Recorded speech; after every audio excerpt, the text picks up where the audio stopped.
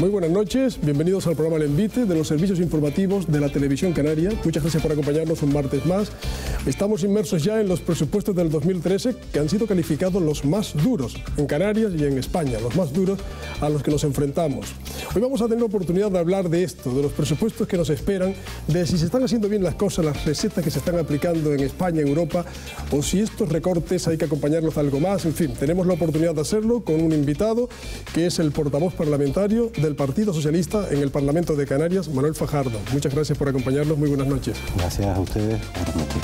Tenemos como siempre, Emilia, compañeros y temas hoy sin duda muy importantes. Buenas noches, Emilia. Temas no nos faltan. Buenas noches a todos, Carmelo. Vamos a avanzar algunos de ellos. El presupuesto canario, como decía Carmelo, para 2013 es el más duro y difícil que ha tenido nunca esta comunidad, según el propio gobierno canario. Todo por los ajustes que ha tenido que realizar a raíz de los recortes que el Ejecutivo de Rajoy ha hecho a las islas.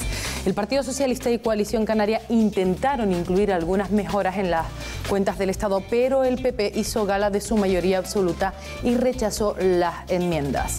Ante esta situación, ¿estos son los únicos presupuestos posibles? Otra de las medidas del gobierno español que no ha pasado desapercibida ha sido la de subir las tasas judiciales. Jueces, abogados, funcionarios y todo el sector judicial ha rechazado esta propuesta ya aprobada porque limita el acceso a la justicia a todos los ciudadanos por igual. En Canarias, los abogados han nombrado al ministro de Justicia persona non grata. A partir de ahora, ¿la justicia será solo para los ricos? Y las elecciones catalanas celebradas este fin de semana dejan varias fotografías, aunque el titular es que gana el nacionalismo, aunque hay un claro perdedor. El líder de Convergencia y Unión, Artur Mas, baja 2 escaños respecto a las pasadas elecciones. Parece que su propuesta soberanista no convence según las urnas. ¿El descenso de votos a CiU es un castigo a Artur Mas o al soberanismo? Bueno, pues para debatir los temas de hoy del Envite nos acompañan, como ya es habitual en el programa, 4 periodistas. Se los paso a presentar. Están esta noche con nosotros Techi Acosta, directora del grupo Lanzarote Media. Buenas noches, Techi. Muy buenas noches. Aquí estamos con las botas puestas, hoy con la lluvia. De Lanzarote. Hablaremos de ese tema seguramente. También nos acompaña Jorge Espinel, subdirector del Día. Buenas noches, Jorge. Buenas noches, Emilia. Bienvenido. Gracias. Está con nosotros Manuel Mederos, director adjunto de Canarias 7. Buenas noches, Manuel. Buenas noches. Y para cerrar esta mesa, completar esta mesa, Teresa Cárdenes, 7.7 Radio. Buenas noches, Teresa. Hola, buenas noches. Bienvenidos a todos, bienvenidos a nuestro invitado. Carmelo, cuando quieras, tienes las cartas preparadas para repartir la mano. Para repartir la mano. Bueno, venimos de las elecciones catalanas con resultados que han llamado mucho la atención, que hoy será motivo de análisis y debate. Hoy no tendremos a Aarón Gómez, que es uno de los autores de sketch de nuestras incursiones humorísticas, de las viñetas del programa. Está malito. Desde aquí un abrazo a Aarón. Sí tendremos a Wiso y Rod, que ya lo verán ustedes, que también nos ofrecerán su sketch. Y estamos con Manuel Fajardo, quien voy a repartir estas 4 cartas para que elija quien le pregunta. Comparten el gobierno con Coalición Canaria, el Partido Socialista, y su gran preocupación es qué va a pasar con los empleados públicos, con estos presupuestos que hoy el consejero de Economía y Hacienda, Javier González Ortiz, ha comenzado en el Parlamento a presentar el futuro de los empleados públicos. Nuestro invitado elegirá qué palo pregunta, qué compañero que tenga la carta del palo que elija, pregunta el primero esta noche. Yo quiero ser optimista y creo en los canarios, por eso voy a pedir los oros. ¿Quién lleva oros? A ver, Jorge Espinel, el primero en preguntar. Adelante, compañero.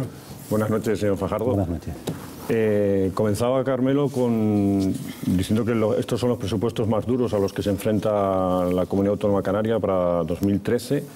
Teniendo en cuenta que las previsiones que ha hecho el Gobierno del Estado, el Gobierno del señor Rajoy, son bastante optimistas, están hablando de un decrecimiento de un 0,5, cuando el resto de los analistas hablan por encima del 1, incluso el 1,5, digo 1,4 de descenso del Producto Interior Bruto.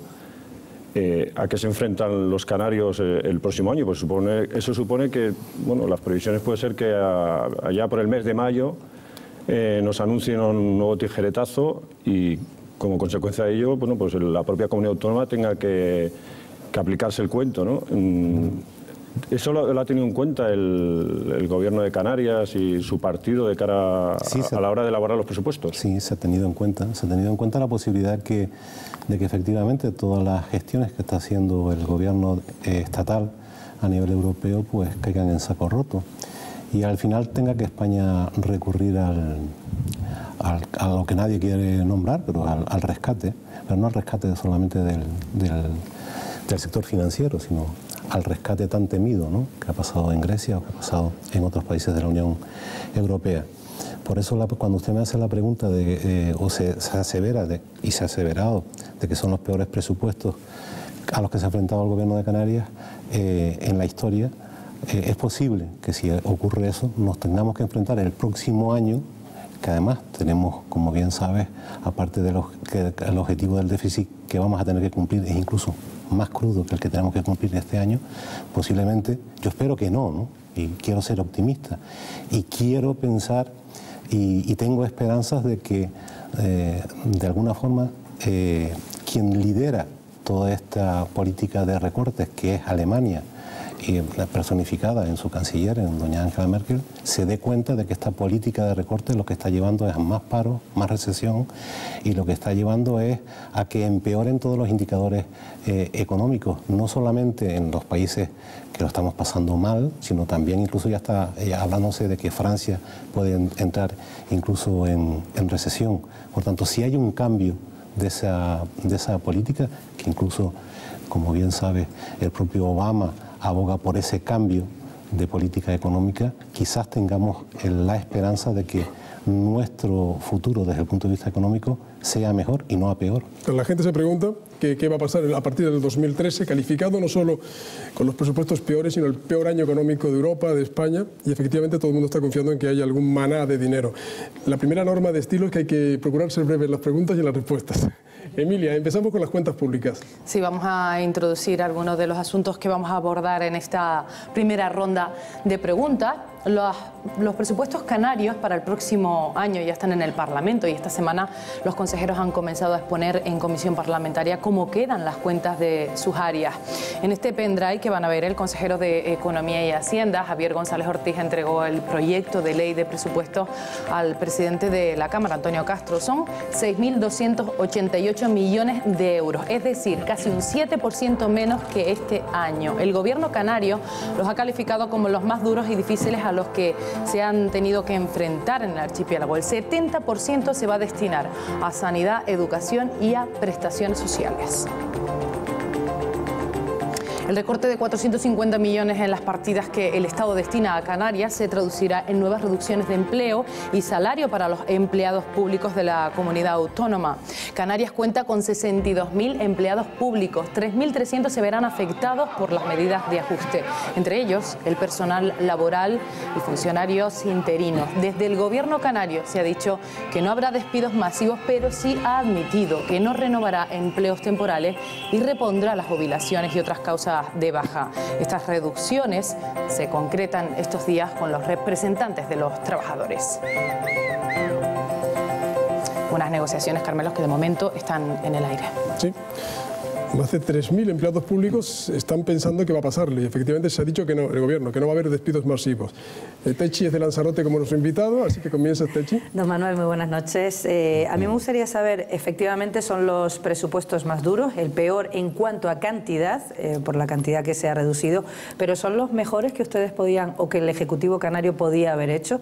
Según Asier Antona, dice que son los más antisociales y que donde más se ha recortado es en la parte social y donde menos en las empresas públicas, fundaciones y todo lo que tenga que ver con el Ejecutivo. Bueno, yo creo que el señor Antona está haciendo su papel, ¿no? O sea, que nos vengan a decir desde el Partido Popular que a nivel estatal está dando un ejemplo magnífico de lo que son políticas sociales. Hablo de la ley de dependencia, hablo de la privatización de hospitales, hablo de las tasas judiciales y hablo de muchísimos otros ejemplos que están afectando a muchísimas personas. No deja de ser un sarcasmo, por no decir un ejercicio de cinismo político. Si, como bien se ha introducido la pregunta, de cada 100 euros de este presupuesto, 70 van dedicados a las políticas esenciales, a lo que es la sanidad, servicios sociales y educación. El resto, porque a nosotros nos vienen a ver, a mí como portavoz me vienen a ver el sector cultural, me viene a ver el sector deportivo, me vienen a ver muchísimas personas. La gente se olvida de que hay otra vida aparte de, y hay otras muchísimas personas que se dedican a otras cuestiones diferentes a estas tres políticas esenciales, que tienen unos recortes muchísimo mayores de lo que hemos tenido que recortar, desgraciadamente, por lo que viene impuesto desde Madrid en sanidad, en educación y en servicios sociales. Yo creo que no son unos presupuestos antisociales, son al contrario, son los presupuestos posibles, son los únicos presupuestos que podemos hacer. Así nos lo ha transmitido el gobierno. Yo no soy gobierno, soy grupo parlamentario, para que no haya equivocación, o nadie pueda llamarse a equivocación, pero sí me he reunido con el consejero de Hacienda, me ha explicado a grandes rasgos las líneas maestras de este presupuesto, que se irán desgranando en ese trámite parlamentario en el que vamos a entrar, donde va a haber enmiendas a la totalidad, parece ser, habrá enmiendas al articulado y donde intentaremos mejorar si se puede mejorar. El margen de maniobra es mínimo, porque mínimo es el margen de maniobra que nos ha dejado el gobierno estatal. Mire, si el gobierno estatal hubiera solamente, solo pongo este ejemplo, hubiera solamente aceptado una enmienda, que era la de dicte, no tener que devolver los 170 millones de euros. Para poder dedicarlos a la política de empleo, no hubiéramos tenido ningún recorte en políticas de empleo este año. O nos hubiera tratado como Córdoba. A la ciudad de Córdoba le han dado 5.500.000 euros. A toda Canarias, 5 millones en enmiendas. Y, otro ejemplo, estamos hablando del ministro de Industria, el señor Soria. A la comarca del Ferrol le ha dado 5.450.000 euros. A Canarias, 5 millones de euros. En efecto, sí, nuestro invitado pertenece al PSOE, que es un partido en el gobierno con Coalición Canaria, pero él es portavoz parlamentario del PSOE, que no es lo mismo. Sí. De todas formas, en los presupuestos, y así a voleo he anotado algunos datos, hay datos que son llamativos en la distribución del presupuesto. Es decir, por ejemplo, que es lo que denunciaba el PP, y lo que denunciaba Asier Antón, y lo que denunciaba Román Rodríguez. Es decir, por ejemplo, datos sencillos. El gobierno en sus gastos generales solo rebaja el 1%. El Parlamento solo rebaja el 3% de su presupuesto. En cambio, en empleo el 44%. En educación el 10%. Es decir, parece que hay una descompensación a la hora de distribuir adecuadamente esas partidas presupuestarias. Sí, podría parecer eso, pero por ejemplo en empleo el recorte del 49% viene derivado, del plan de empleo. Claro, de los 144 millones de menos que nos manda Madrid. Es que el problema es que algunos tienen memoria... Explique cuánto recibían este año que todavía está en curso y lo que van a recibir en empleo el próximo año del Estado. En empleo, entre la rebaja del PIEC más la rebaja que nos han hecho por todos los conceptos, nosotros hemos tenido, para poder mitigar la rebaja que nos han hecho desde Madrid, hemos tenido que poner fondos propios. Hubiera tenido que ser, don Manuel, incluso mayor la rebaja que nos han hecho. En educación hemos tenido que hacer un esfuerzo muy grande para poder también mitigar por ejemplo, las obras en los colegios, que afecta a todas las islas, a Lanzarote en particular, pero a todas, ¿no? El plan de infraestructuras educativas que teníamos firmado con el gobierno central, lo hicieron desaparecer, como usted recordará, el año pasado. El plan de infraestructuras turísticas, ya que tenemos un ministro de Turismo, también lo hicieron desaparecer. El convenio de carreteras, usted recordará, de 407 millones de euros, lo dejaron en 54 millones de euros. Es que si uno fuera mal pensado, podría llegar a la conclusión de que hay alguien que está interesado en que en Canarias, de forma particular, se le aplique la famosa teoría de la hija del señor Fabra, aquella que explicitó, y que yo no voy por educación a explicitar aquí, cuando se refirió a los parados de España. ¿Una pregunta, Manolo? No. Teresa. El señor Fajardo ha dicho que él habla como portavoz del grupo parlamentario y que no habla como gobierno. Ustedes esta mañana han dado una rueda de prensa, usted y la señora Dolores Padrón, presidenta de su grupo, y en esa rueda de prensa, si las reseñas de las agencias no son incorrectas, señor Fajardo, ustedes han hablado, por lo menos así lo hizo la señora Padrón, de la hipótesis de que el Partido Popular esté utilizando los presupuestos para estrangular al gobierno y colocarle en una situación política delicada. La pregunta que yo le quiero hacer es la siguiente. Estamos todos de acuerdo en que el tratamiento presupuestario del Estado a Canarias es realmente impresentable, y mucho más impresentable todavía el trámite de enmiendas y la incapacidad del Partido Popular para comprender que tenía que aceptar correcciones. Pero me llama la atención que la señora Padrón hiciera hoy hincapié 2 veces, al menos según han recogido, insisto, las agencias, en que el Partido Popular pretende dinamitar el pacto. Mi pregunta es, ¿le interesa más al Partido Socialista el futuro político del pacto que la situación de los ciudadanos de Canarias? A nosotros nos interesan más los ciudadanos de Canarias, y Lola Padrón dijo esta mañana en la rueda de prensa que si alguien pretende que nosotros salgamos corriendo de este gobierno porque la situación es límite, y la situación de muchos canarios es límite, está equivocado. Nosotros somos unas personas responsables y creemos que los canarios necesitan al Partido Socialista en el gobierno de Canarias. Cuestión diferente es que el señor Soria, cuando no pudo gobernar Canarias porque quería ser presidente, además lo explicitó él, y no pudo serlo, porque democráticamente, igual que cuando nosotros ganamos las anteriores elecciones, la 7ª legislatura, teníamos 26 diputados y no pudimos obtener la presidencia del gobierno de Canarias, dijo que iba a quemar Canarias. Yo, desde luego, no sé si esa fue su verdadera intención, pero si no lo es, lo disimula muy mal. Usted sabe que cuando dijo que iba a quemar Canarias empezó quemándola por la Isla del Hierro, donde pactó con el Partido Socialista. Sí. Jorge. Sí, antes habló usted que de cada 100 euros, 70 son para gasto social. También de cada 100 euros de recorte, 70 se los ha llevado las áreas del Partido Socialista. Concreto, educación y empleo, que son las más afectadas. ¿Por qué, digamos, ese planteamiento del Partido Socialista a la hora de negociar los presupuestos? ¿Qué contrapartidas han obtenido ustedes para aceptar ese recorte, ¿no? Porque supongo que haya habido negociaciones, incluso en un momento dado se comentó, se dijo que el retraso en llevar los presupuestos era por las diferencias que mantenían dentro del gobierno del Partido Socialista de Coalición Canaria. Yo me alegro muchísimo que me haga esa pregunta, porque yo considero que el gobierno es un gobierno. El gobierno no pueden ser dos gobiernos, ni el gobierno deben de ser reinos de taifas en que cada consejería intenta salvar los muebles y se producen esas negociaciones de las que usted habla. No, mire, el gobierno tiene que tener una dirección única, el gobierno tiene que tener un objetivo claro.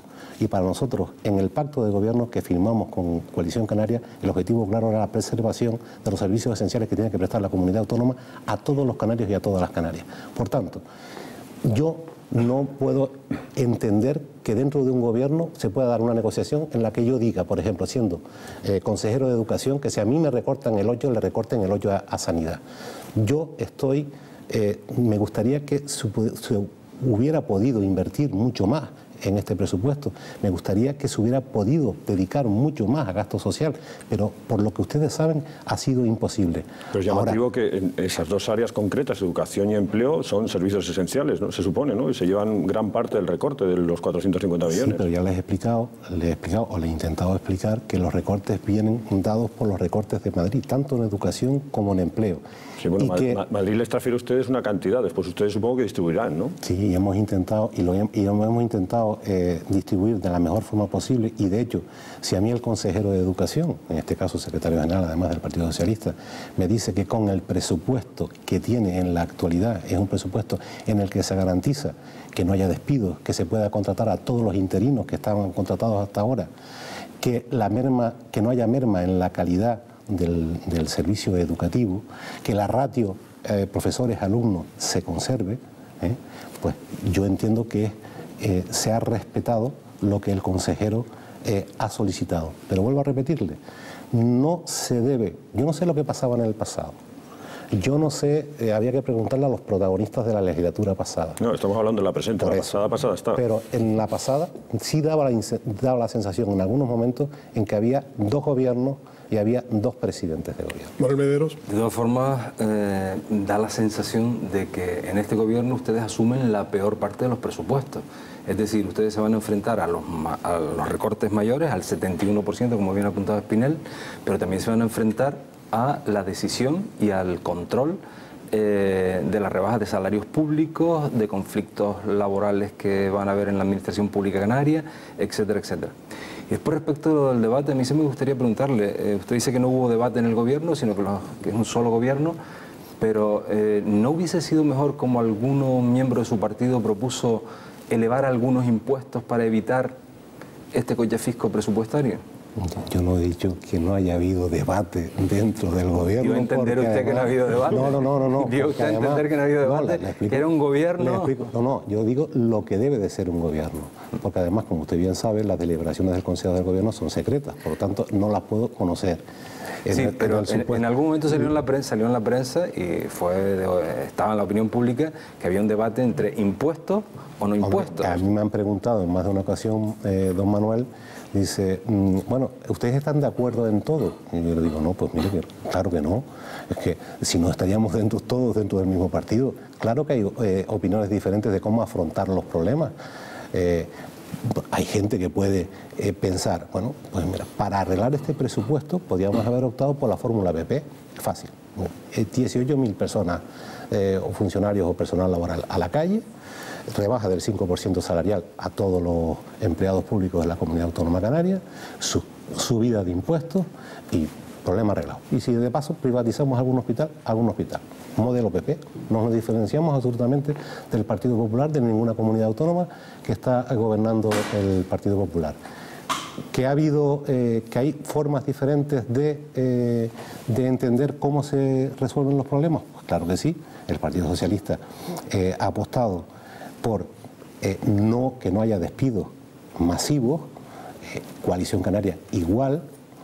Y ahora usted me hace una pregunta que tiene que ver con si nos vamos a enfrentar con lo peor. Mire, en la consejería de don Francisco Hernández Espino, la de Presidencia, el recorte o el supuesto recorte de bienes que hemos terminado o se han terminado o se están a punto de terminar, llevan muchos años haciéndose los palacios de justicia de Las Palmas y de La Laguna, principalmente. Y a él le toca, porque lo que no puede hacer un consejero es estar a las maduras y no estar a las duras. Y a él le toca una negociación que va a tener que hacer con los sindicatos, que afecta a los 3.300 trabajadores, a la reducción de su jornada laboral y a la consiguiente posible reducción de su salario. ¿Techi? Yo, por si acaso se me pasa el tiempo y cambiamos de asunto, sí me gustaría, como representante un poco de las islas menores, ¿qué espacio hay en estos presupuestos para la cohesión territorial, para que no haya ciudadanos de primera y de segunda, de islas capitalinas y de islas... Los famosos déficits de Lanzarote. Pues los famosos déficits de Lanzarote, esas demandas históricas, además como usted como lanzaroteño. ¿Qué espacio hay en estos presupuestos para que no sea una debacle frente a de las islas menores a las islas capitalinas? La reducción afecta a todas las islas, desgraciadamente, Techi. A Lanzarote le afecta también de una forma especial. Pasamos de 70 millones presupuestados en el año 2012 a 27. Cierto es que en esos 70 millones había 10 millones del convenio de carreteras que no están, había 12 del convenio de infraestructuras turísticas que hizo desaparecer el Partido Popular. Estaba en la finalización del Hospital General de Lanzarote, Molina Orosa, que ya acabó, y estaban todas las obras que tenían que ver con las infraestructuras educativas, que también era un plan que teníamos firmado con el Gobierno Central, que han incumplido también. Por tanto, habrá que analizarlos con detenimiento. Es cierto que el recorte se produce en todas las islas y es cierto que, desgraciadamente, en Canarias sigue existiendo un problema grande, y yo lo digo aquí con total libertad, porque estoy en una casa en la que se puede hablar con libertad, que es que todavía sigue habiendo canarios de primera y canarios de segunda, porque no todos los canarios tenemos iguales derechos en determinados ámbitos de nuestra vida. No es lo mismo, por ejemplo, el costo de la vida en Lanzarote o el costo de la cesta de la compra, como se llama vulgarmente en Lanzarote, que en Tenerife o en Gran Canaria. No es lo mismo el tener que ir a un hospital de referencia, con lo que ello supone cuando se tienen determinadas enfermedades y se vive en una isla capitalina, que en una isla no capitalina, ¿no? No voy a llamarla isla menor. Sí, porque si decimos IPC, eso suena raro, cesta de la compra. Teresa, ya estamos en... No cabe duda que el Partido Socialista ha hecho un esfuerzo extraordinario por intentar aparentar que no había diferencias dentro del gobierno. Era evidente que había diferencias. Algunos de sus compañeros, de los que están en el gobierno, reconocían que ellos hubiesen metido la tijera por algunas otras áreas, en concreto algunas de las que consideran menos imprescindibles, como por ejemplo la policía, por decir algo. No es cierto tampoco que no suban los impuestos. Los presupuestos establecen un impuesto, un gravamen sobre envases no retornables con el que se van a recaudar 35 millones de euros. Le hace muchísimo daño a la industria, pero le va a hacer mucho más daño a los ciudadanos que van a pagar ese impuesto a través del consumo. Me gustaría que comentara usted, señor Fajardo, esos dos aspectos. La policía el impuesto sobre los envases no retornables y esos cambios en el organigrama de la comunidad autónoma que se anuncian, pero que nunca se sabe en qué van a quedar. Bien, con respecto al impuesto sobre envases, se estuvo también discutiendo la posibilidad de un impuesto, de una ecotasa, un impuesto al turismo, que como bien sabes, ¿no? Se suscitó un rechazo absoluto por parte gran debate, sí. Sí, por parte bueno, las patronales, ¿no? Con respecto a la única posibilidad que teníamos para no tener que estar tocando tramos del IGIC o tramos que tienen que ver con el tramo autonómico del IRPF, era un modelo como un modelo de tipo impositivo como el que acabas de nombrar. Eso con respecto al tema de los envases. Con respecto al... me nombrabas también... Policía y el tema de la policía. El tema de la policía, en nuestro pacto, nosotros lo hemos dejado claro. Nosotros nunca estuvimos de acuerdo con la creación de la policía autonómica.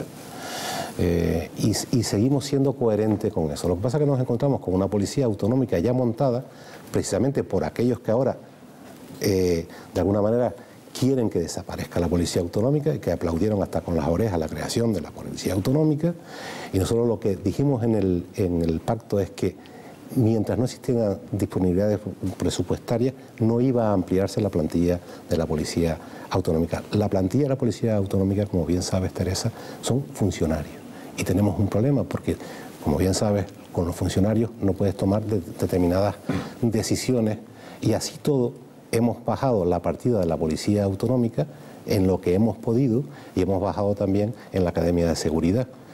O sea, que no nos hemos olvidado de ese tema, aparte de que también es muy recurrente el tema de la televisión canaria, ¿no? Hombre, por parte de aquellos que precisamente también cuando gobernaban hacían una loda a la televisión canaria, ¿no? De todas formas, si me permites un segundito, ese impuesto va a afectar a productos de consumo muy básicos y muy elementales en Canarias como el agua. Me llama la atención que el Partido Socialista no tenga nada que decir sobre eso, el agua, la leche, los zumos. Yo creo que nosotros esperamos que al final la repercusión no sea sobre el consumidor.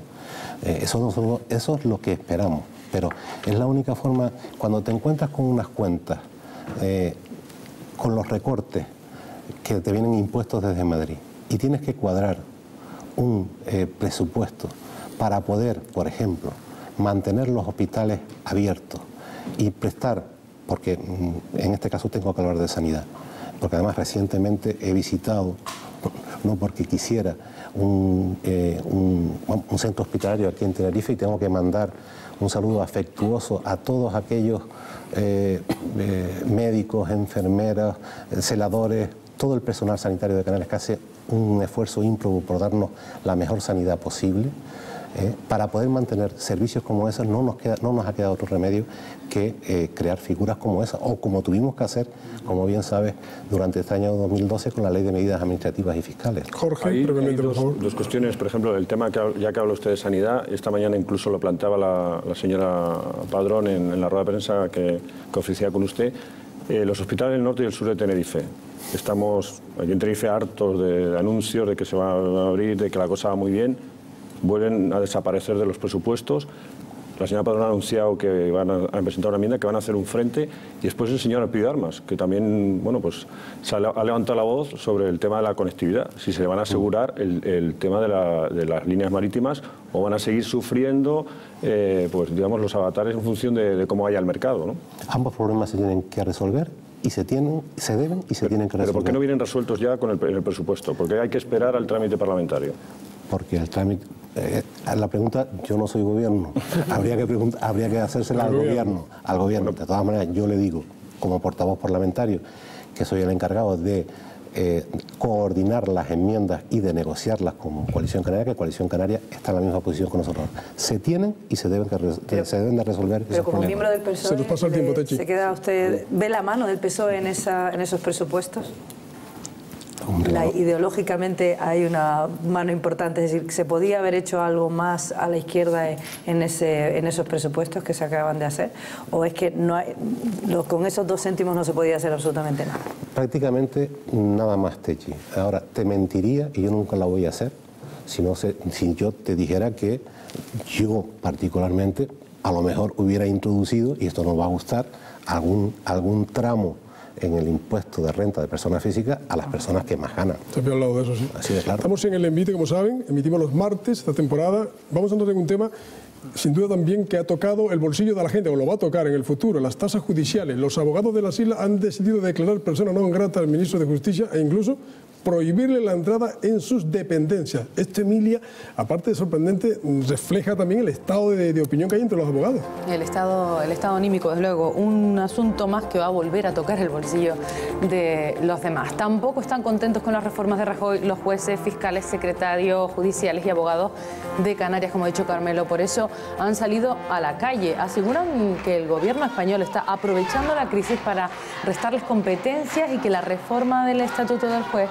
pone en peligro la independencia de la justicia. Las tasas judiciales también se disparan, llegando, por ejemplo, a pagar hasta 1.200 euros por recurrir una sentencia, algo que los letrados consideran abusivo y que dificultan el acceso de los ciudadanos a la justicia. Ante este panorama, el Colegio de Abogados de Canarias ha prohibido la entrada a sus dependencias del ministro de Justicia, Alberto Ruiz Gallardón.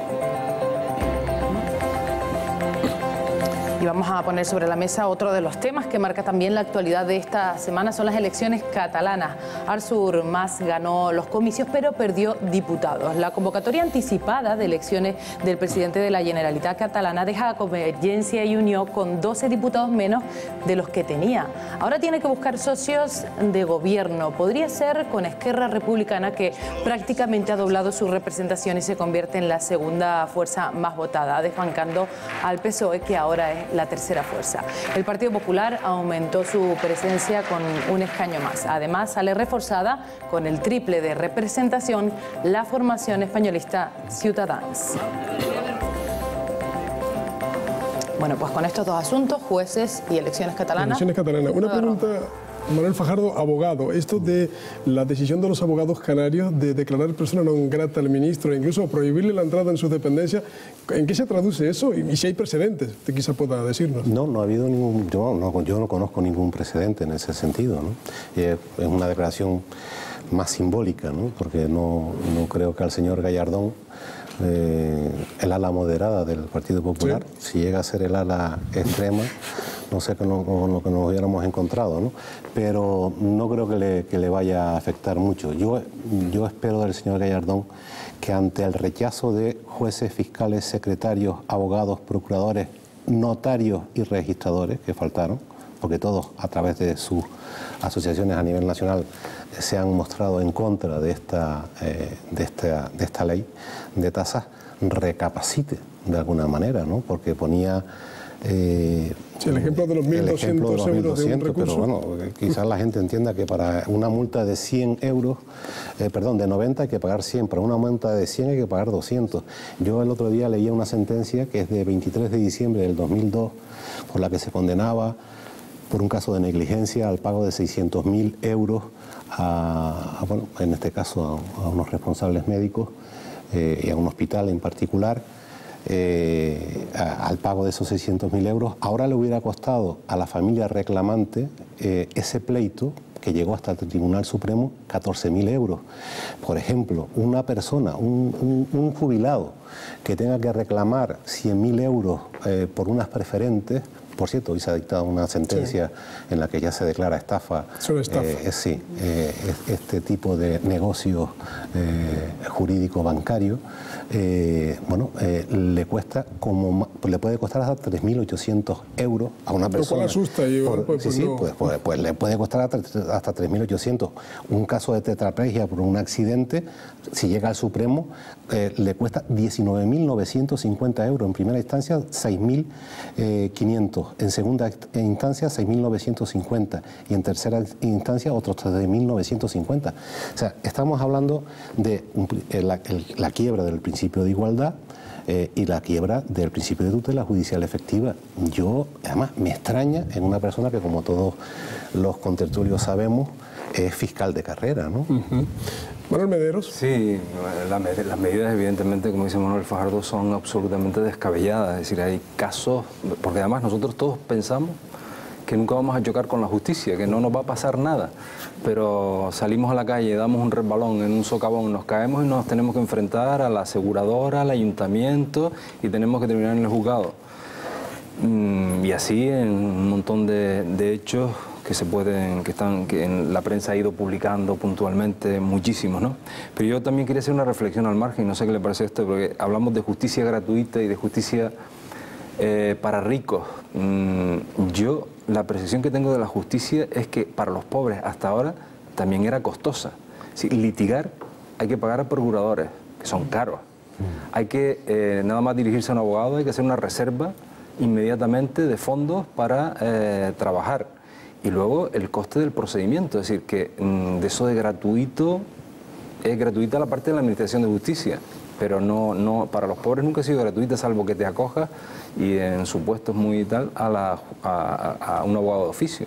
Pues Manuel, pues si efectivamente eso es así, imagínate si encima al señor que tiene que hacer una provisión de fondos a un abogado para que le lleve un asunto, una provisión de fondos a un procurador para que le lleve un asunto, y luego pagar a lo mejor las costas judiciales si pierde, que no es lo mismo tasa que costa judicial, si pierde el pleito, si encima le suma la tasa judicial, pues habrá gente que diga, antes de meterme en un problema, en un tema judicial para defender mis derechos, lo que hago es me abstengo de hacerlo, ¿no? Por lo tanto, el problema es que esas tasas tienen hasta un efecto disuasorio. Yo es que me he molestado en leer la justificación que le da Gallardón y me extraña muchísimo porque son tres fundamentalmente. A ver si las recuerdo. La primera, que lo que se va a recaudar va a servir para financiar la justicia gratuita. La segunda, que va a descongestionar, porque la gente va a pleitear menos, hombre, lógico, que si tiene que pagar, va a descongestionar la justicia, el atasco que tenemos, la pendencia, ¿no?, judicial. Y la tercera ya no tiene parangón, que va a hacer que los inversores extranjeros puedan invertir mejor en España y vayan a tener mejor posibilidad de invertir en España al ver que la justicia es más rápida. Pues esas son las tres justificaciones fundamentales del Partido Popular para sustentar esta ley. Para esconder que es una cuestión recaudatoria, ¿no? Sí, descongestionar, pero de otra manera lo que es la justicia, ¿no?, evidentemente.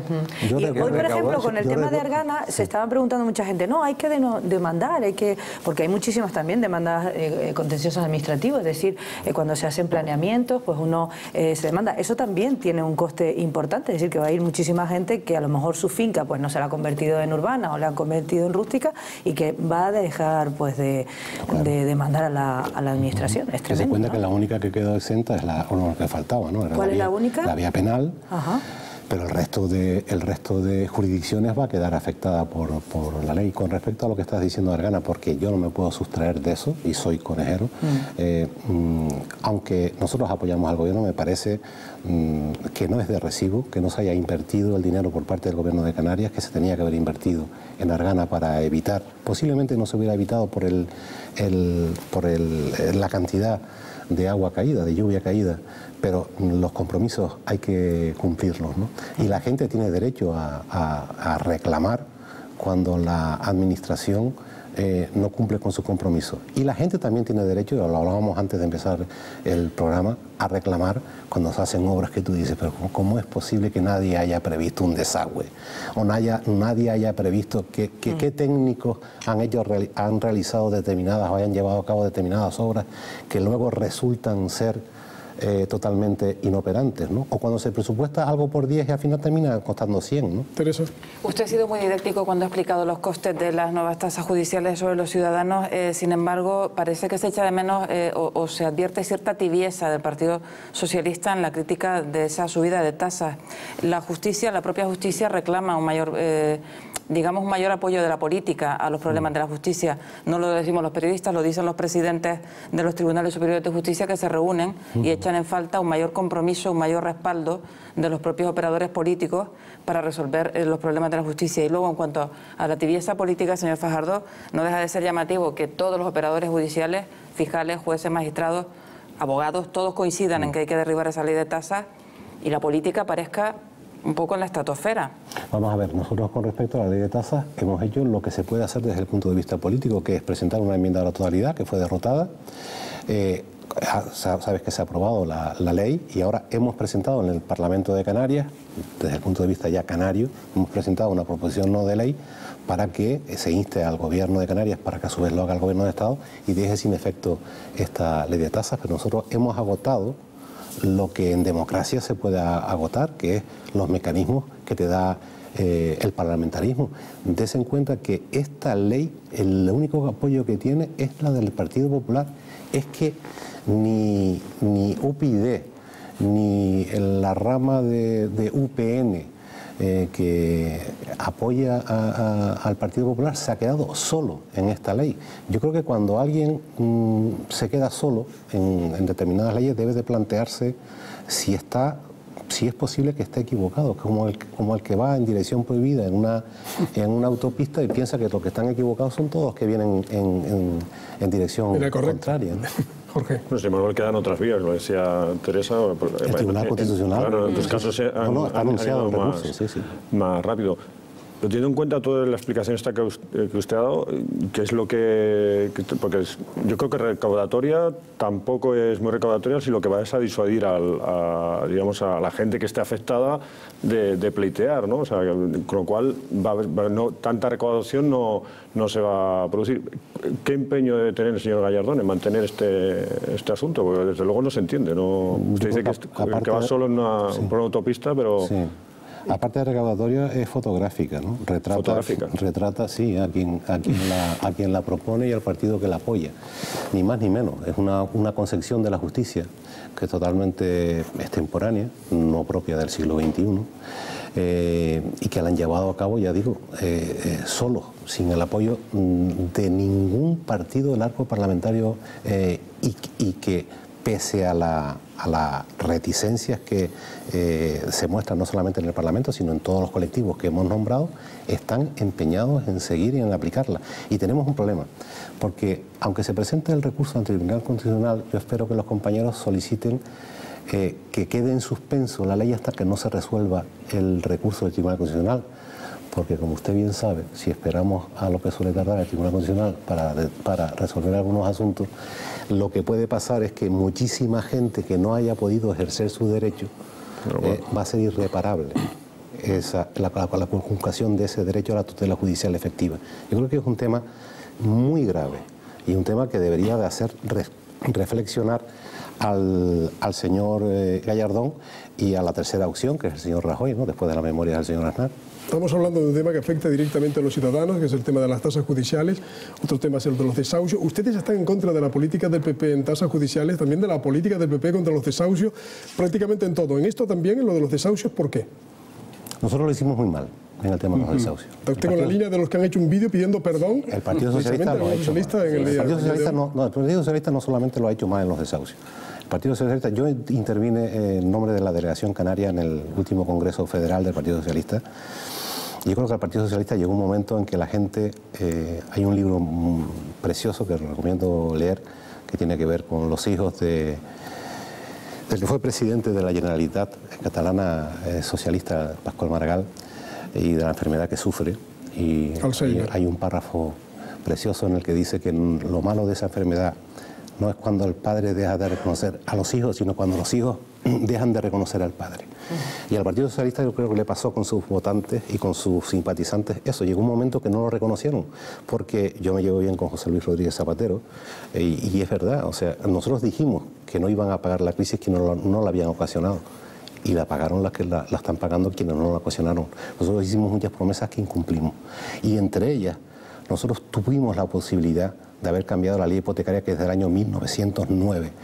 Y a través de esa ley se han cometido auténticas tropelías por parte de las entidades bancarias con respecto a las personas que habían solicitado préstamos hipotecarios. Pero yo creo que hay que reconocer los errores, hay que hacer autocrítica y ahora enmendarlos si podemos. Y yo creo que tenemos que hacer todos un esfuerzo y no esperar a que tengan que morir personas para que se tenga que legislar.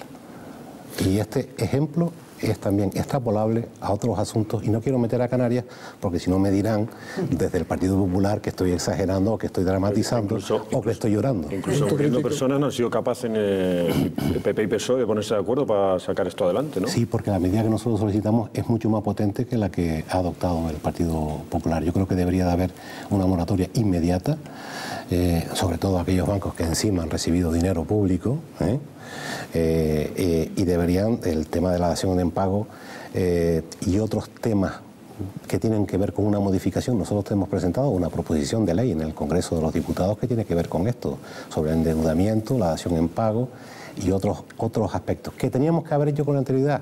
Sí, pero lo estamos haciendo ahora, que podría mitigar muchísimo el sufrimiento de muchísimas personas. Les quiero pedir una reflexión breve a todos ustedes para no dejar fuera un tema que fueron las elecciones catalanas.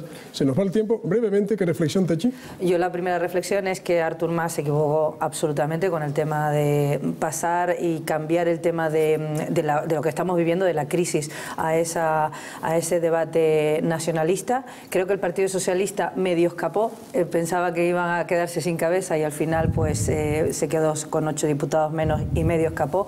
Y creo que a partir de ahora tiene que haber una catarsis importante en el Partido Socialista. En Cataluña, pues veremos a ver lo que hace Artur Mas. Creo que está muerto. Bueno, pues eso, lo mismo, que Mas se equivocó en su estrategia, erró por completo. Yo decía en uno de mis artículos que se dio un tiro en el pie.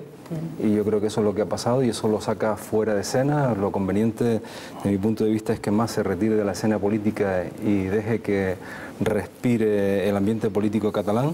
Ha hecho muchísimo daño a Cataluña y ha hecho muchísimo daño, y lo que está clarísimo es que el independentismo tiene su propio partido y su propia identificación, y a eso se debe el aumento de Esquerra Republicana. Los que son independentistas han votado a Esquerra, los que no son independentistas no han votado a Convergencia y Unión. Teresa.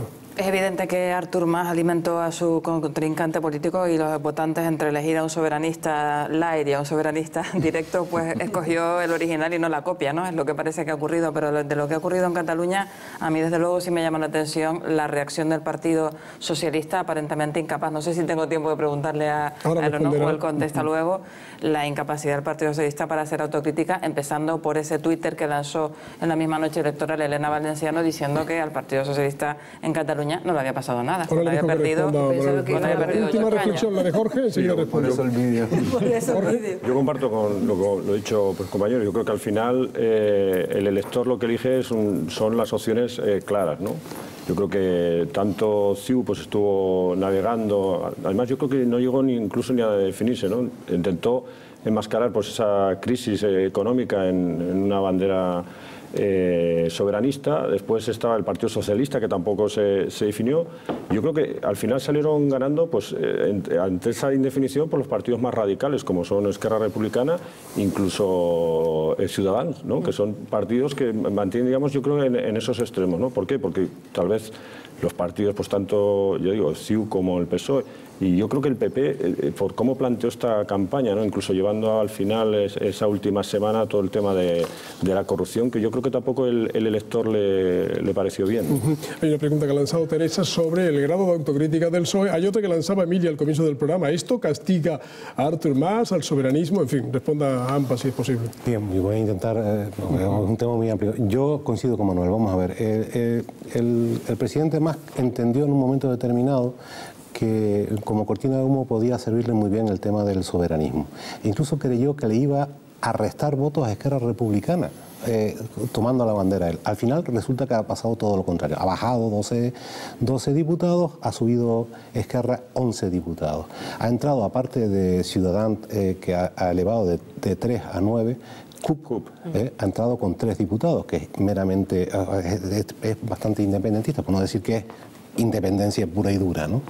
La suma de todos son 50-21 más 3, más incluso la subida de la izquierda del partido de Saura, que subió de 10 a 13, hacen a favor de la consulta. Es cierto, la gente no ha hecho ese análisis. Ahí no llegan a los 2 tercios de los 135, creo recordar, diputados que conforman el Parlamento catalán, pero se quedaron a 3 diputados nada más de esos 2 tercios. Y con respecto al Partido Socialista, La autocrítica. Yo podría responder diciendo que el Partido Socialista no se presentó en las elecciones catalanas porque el PSC no es lo mismo que el Partido Socialista, pero no lo voy a hacer. Pero no lo voy a hacer. Pero no lo voy a hacer. Solamente voy a decir lo siguiente y la gente que interprete lo que quiera. A las elecciones hay que ganarlas, no hay que ganarlo a los sondeos. Ganar a las elecciones y a los sondeos. Emilia, es tu turno ahora con nuestro invitado.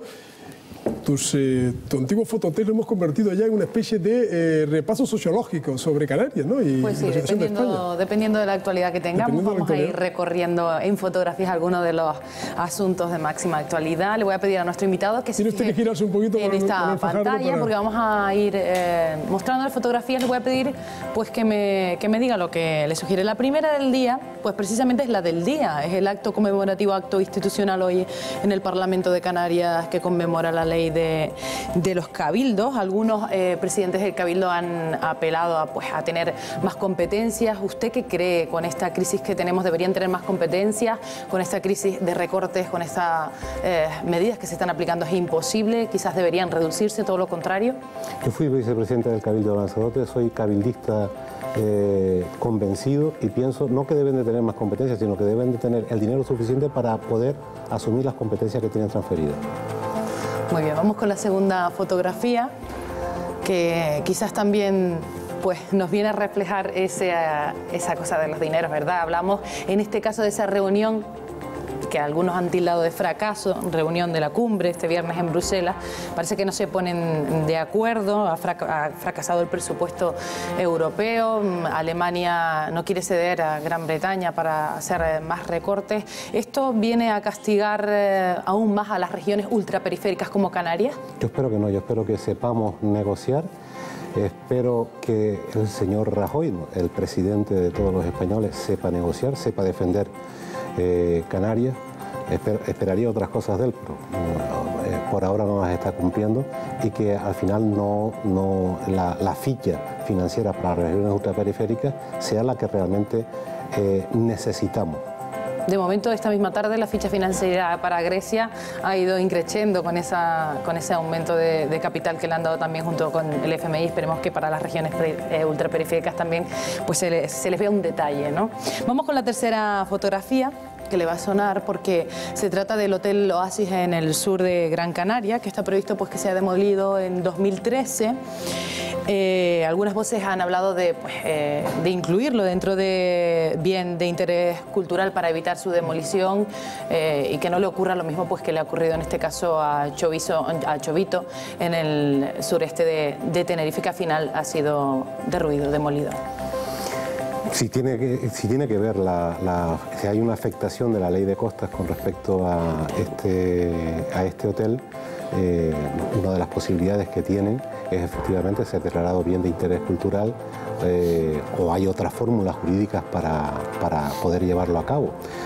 Sería tan sencillo como que, igual que hizo el Partido Popular en la ley de costas con respecto a Formentera, lo hiciera con respecto a algunos edificios emblemáticos que se merecieran ese tratamiento de no ser derribados.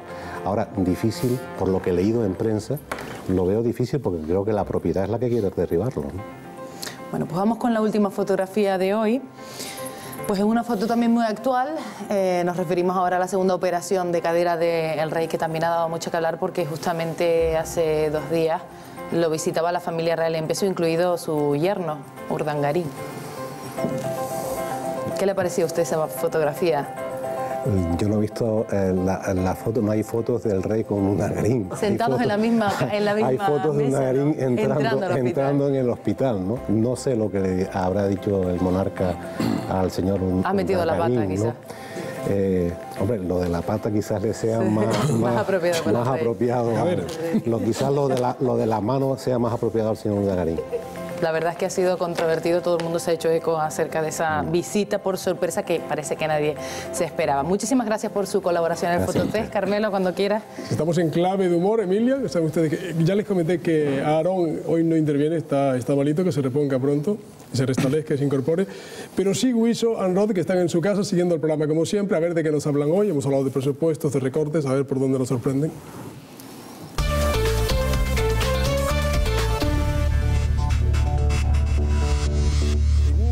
Pero ¿cómo que no?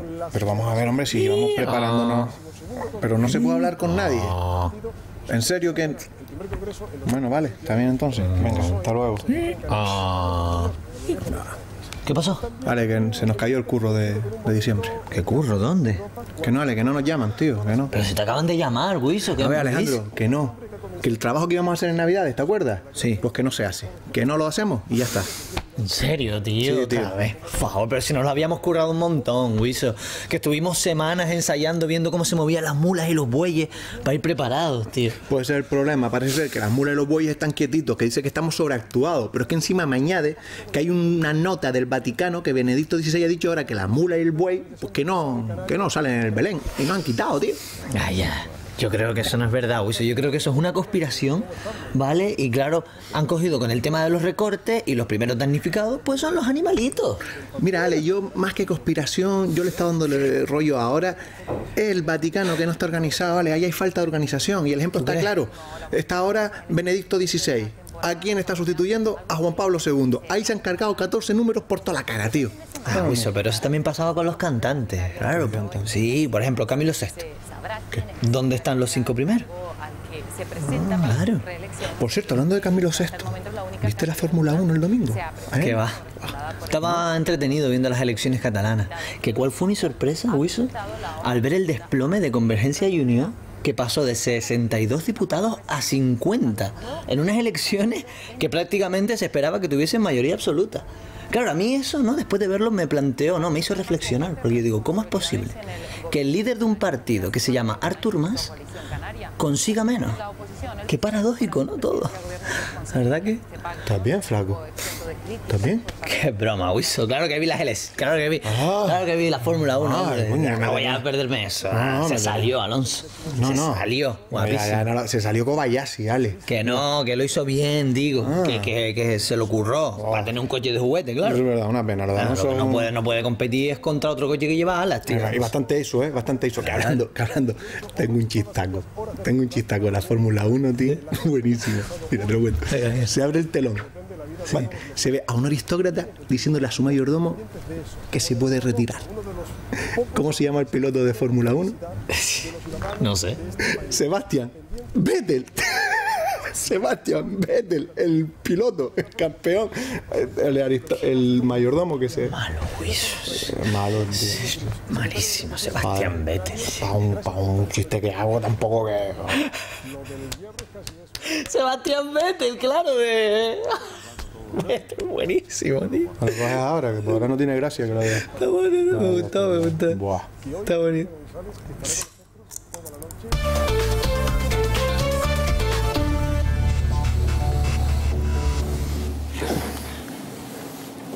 Es verdad que hubo una pelea de audiencias tremenda, la Fórmula 1, las elecciones catalanas.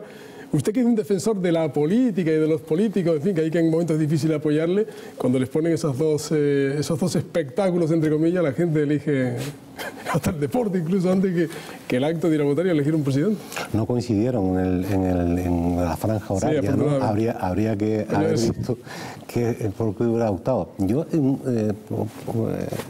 por curiosidad, hice un día en el Parlamento un ejercicio de curiosidad, para la redundancia, y anoté las 10 noticias más vistas en un digital, no voy a nombrar el periódico de tirada nacional. Por un tubo todo, ¿eh? ¿Eran políticas?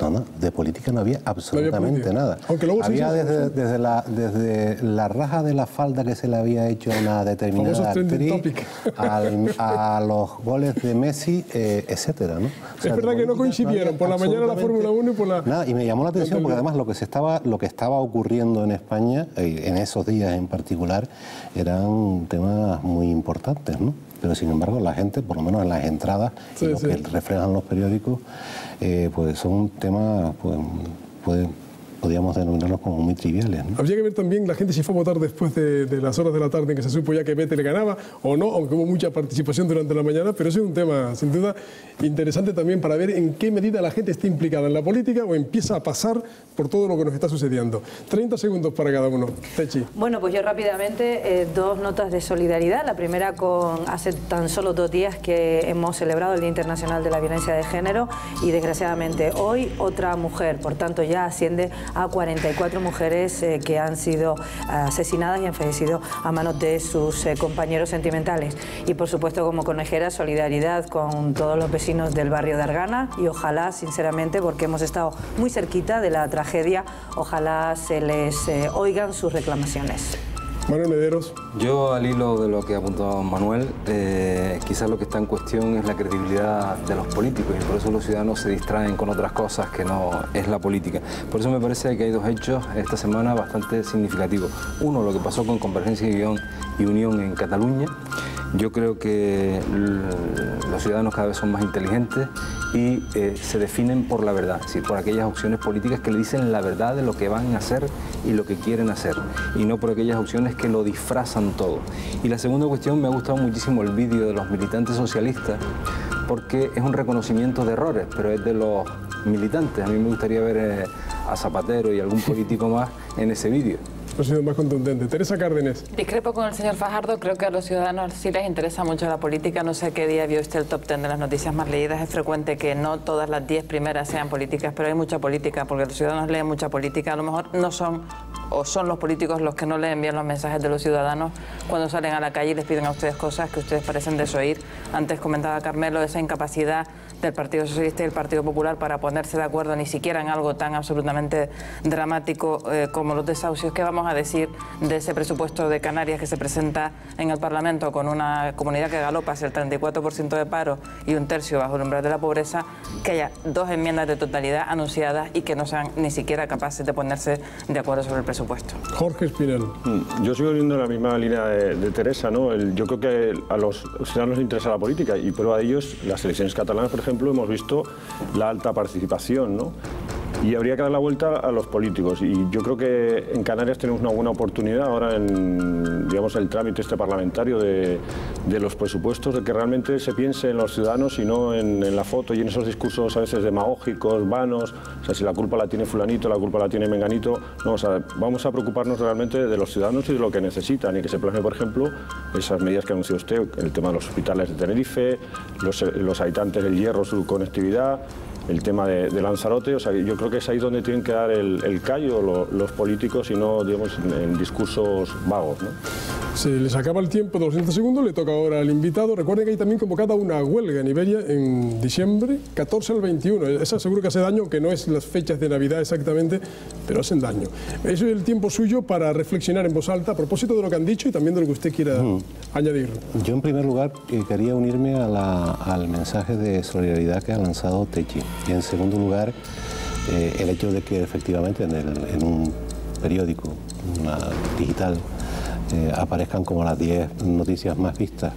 Noticias no políticas no significa que no le preocupemos o no le interese la política a los ciudadanos. No solamente le interesa, sino que le preocupa, y eso es lo que me preocupa a mí, porque aparecemos como el tercer problema entre los ciudadanos. O sea, la política, los partidos políticos y los políticos. Los políticos tenemos los que estamos en política de forma circunstancial y aquellos que llevan tiempo en política, tenemos una gran misión, que es intentar recuperar la credibilidad que hemos perdido, no por culpa de los ciudadanos, sino en la mayoría de los casos por culpa de los propios partidos políticos, de los propios políticos y de la propia incapacidad, a veces demostrada, y en eso estoy de acuerdo con algunos de los intervinientes, a la hora de llegar a los consensos necesarios para la solución de los problemas. Yo acabo diciendo que la reflexión que habría que hacer es que hay que ir a políticos que piensen no en las próximas elecciones, sino en las próximas generaciones. Como dijo un gran político. Está muy bien eso. Gracias, Manuel Fajardo. Lanzaroteño, hablando de lanzaroteño, no olvidemos alguien que ha hablado de los políticos con absoluto desparpajo, César Manrique, un documental sobre César Manrique que estrenó esta casa. Está empezando la carrera de los Goya, ojalá que Miguel García Morales y su equipo tengan suerte, y ya se hablaba él de políticos y de política. Muchas gracias y muy buenas noches, hasta la próxima. Gracias a ustedes, buenas noches. Gracias, Emilia, compañera, hasta el próximo martes, y a ustedes también, los compañeros, hasta una próxima oportunidad, y a ustedes, gracias y muy buenas noches.